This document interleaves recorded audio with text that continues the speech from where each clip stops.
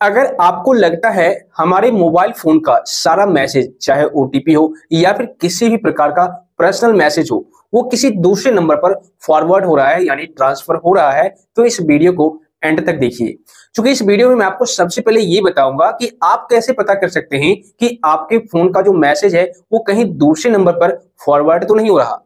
इसके अलावा मैं ये भी क्लियर करूंगा कि अगर आपके मोबाइल फोन का जो सारा टेक्स्ट मैसेज है वो दूसरे नंबर पर फॉरवर्ड हो रहा है तो आपको कौन कौन सी प्रॉब्लम हो सकती है इन फ्यूचर। और साथ ही ये भी क्लियर करूंगा कि अगर आपके फोन का सारा मैसेज किसी दूसरे नंबर पर फॉरवर्ड हो रहा है तो उसे आप किस तरीके से परमानेंटली स्टॉप कर सकते हैं, बंद कर सकते हैं। क्योंकि दोस्त मैं आपको बता दूं, अगर आपके फोन का सारा मैसेज दूसरे नंबर पर, चाहे पर्सनल मैसेज हो, अगर दूसरे नंबर पर फॉरवर्ड किया जा रहा है तो आपको इन फ्यूचर बहुत बड़ी बड़ी प्रॉब्लम आ सकती है, यहां तक कि आपका पूरा फोन ही हैक हो सकता है। तो वीडियो में एंड तक बने रहिएगा, बहुत ही हेल्पफुल वीडियो होने वाली है। तो चलिए शुरू करते हैं। तो दोस्तों सबसे पहले बात कर लेते हैं कि कैसे पता करें कि मेरे मोबाइल फोन में जो मैसेज है, टेक्स्ट मैसेज, वो किसी दूसरे नंबर पर फॉरवर्ड भी हो रहा है या नहीं।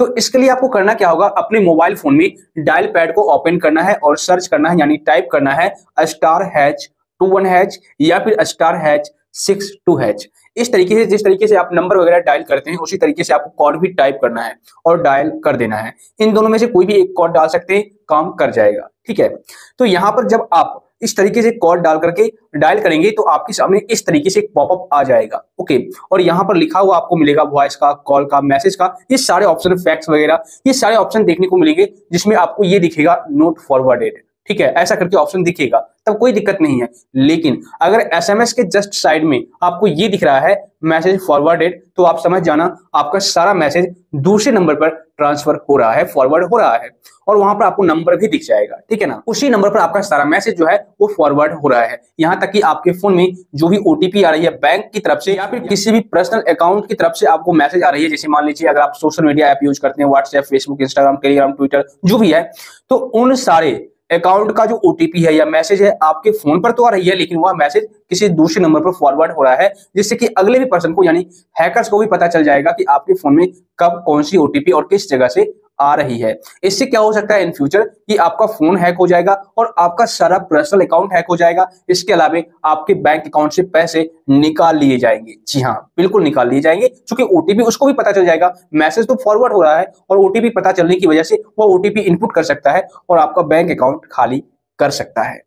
ठीक है ना, तो ये बड़ी बड़ी प्रॉब्लम आपको आ सकती है। आप पर मॉनिटर कर सकता है, आप पर नजर रख सकता है, दूर बैठे आपके फोन को कंट्रोल कर सकता है, आपके सारे सोशल मीडिया ऐप पर नजर रख सकता है। तो भाई बहुत बड़ी बड़ी प्रॉब्लम आपको आ जाएगी। तो यहां पर चेक कर लीजिएगा कि आपका एसएमएस कहीं फॉरवर्ड तो नहीं हो रहा।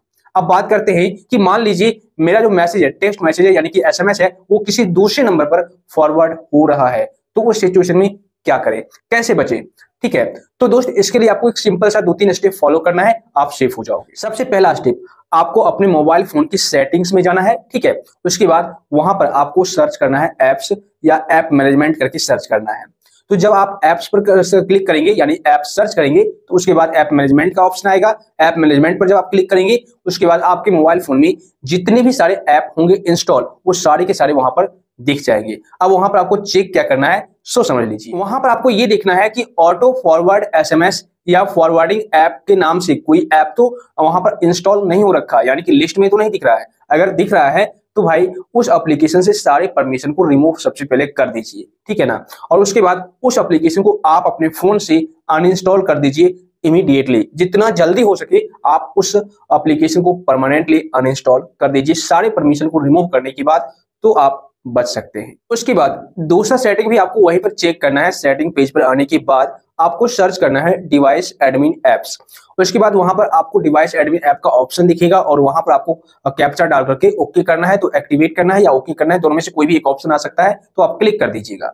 उसके बाद वहां पर यह दिखाया जाएगा कि डिवाइस एडमिन ऐप में कौन कौन सा ऐसा ऐप लिस्टेड है, यानी ऐड हो रखा है, जो एडमिन बन बैठा है, यानी डिवाइस एडमिन ऐप का परमिशन ले रखा है।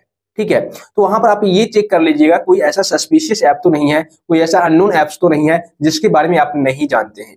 या फिर जिस ऐप को आपने कभी इंस्टॉल किया ही नहीं था, उसके बावजूद भी वहां पर लिंक हो रखा है और वहां पर डिवाइस एडमिन ऐप का परमिशन, यानी कि आपके डिवाइस का एडमिन बन बैठा है। अगर कोई सस्पिशियस ऐप है तो वहां पर से आप फटाफट उस एप्लीकेशन को रिमूव कर दीजिए डिवाइस एडमिन ऐप वाले सेक्शन में से, वरना आपके फोन को पूरी तरह से वो कंट्रोल कर सकता है, आपके फोन पर पूरी तरह से वो नजर रख सकता है, कब कहां से किस तरह का ओटीपी आया। सिर्फ ओटीपी वन टाइम पासवर्ड ही नहीं, और भी तरह तरह के पर्सनल मैसेज आते हैं हमारे फोन पर, वो सब कुछ वो देख सकता है, रीड कर सकता है, फॉरवर्ड कर सकता है। तो भाई बहुत बड़ी प्रॉब्लम आपको आ जाएगी, बाद में आपको ब्लैकमेल भी किया जाएगा उस मैसेज के द्वारा। क्योंकि आजकल हम लोग व्हाट्सएप पर काफी सारी चीजें शेयर करते हैं, रिसीव करते हैं, private message, private photo, private video होते हैं हमारे फोन में, तो उसके थ्रू हमें बाद में ब्लैकमेल भी किया जा सकता है।